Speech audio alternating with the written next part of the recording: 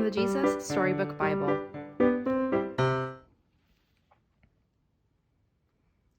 The Forgiving Prince. Jacob had 12 sons, but of all his sons, Joseph was his favorite. One day, Jacob gave Joseph a splendid new robe. It was beautiful and rich, with all the colors of the rainbow. But it made Joseph's brothers jealous. They wanted rich rainbow robes too. Then, to make matters worse, Joseph kept on having these special dreams. "I dreamed I was the greatest. I was king," Joseph told his brothers, "and you all bowed down to me." Now, I'm sure you know, even if Joseph didn't, that telling your brothers things like that isn't a very good idea. Joseph's brothers hated him even more. They wanted to kill Joseph and his dreams. And one day, that's exactly what they tried to do. They tore Joseph's rainbow robe off him and sold him to slave traders for 20 pieces of silver.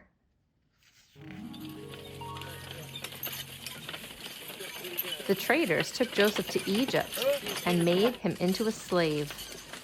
The brothers went home and lied to their father, telling him that Joseph was dead. "That's the end of that, dreamer," they thought.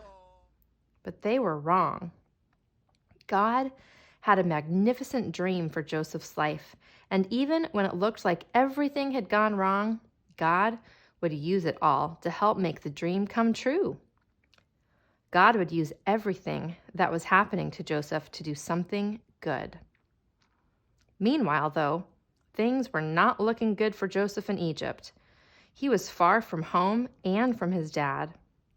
Then he got blamed for something he didn't do, and even though he had done nothing wrong, he was punished and thrown in jail.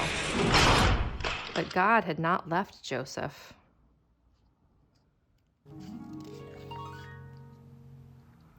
One night, Pharaoh, the king of Egypt, had a scary dream about thin cows gobbling up fat cows. What on earth did it mean? He didn't know. But Joseph was a dream expert, so Pharaoh sent for him. "It means a famine is coming," Joseph explained. "There won't be enough food." Pharaoh was so pleased by Joseph's skill that he immediately took Joseph out of jail and made him a prince. Now, back home, Joseph's brothers had run out of food, and everyone was hungry. God's special family was in danger. If they didn't get food soon, they would starve to death. So Joseph's brothers traveled to Egypt to buy food. They came and knelt before the new prince. His brothers didn't know that the prince was Joseph, but Joseph knew who they were. Joseph's dream, the one about his brothers bowing down to him, was coming true. "It's me," Joseph cried. When they saw it was Joseph, his brothers were afraid. They had wronged Joseph. They had sinned, and they knew it. Now Joseph would certainly punish them. But Joseph looked at his brothers, and his eyes filled with tears. Even though his brothers had hurt him and hated him and wanted him dead, in spite of everything, he couldn't stop loving them.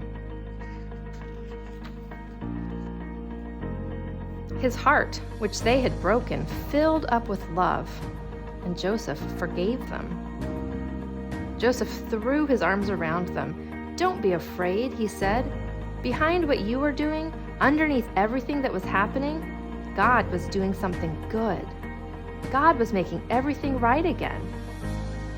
Joseph didn't punish them. He rescued them. He brought God's special family to live safely with him in Egypt.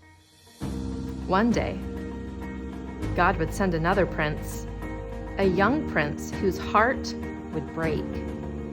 Like Joseph, he would leave his home and his father. His brothers would hate him and want him dead. He would be sold for pieces of silver. He would be punished, even though he had done nothing wrong. But God would use everything that happened to this young prince, even the bad things, to do something good, to forgive the sins of the whole world.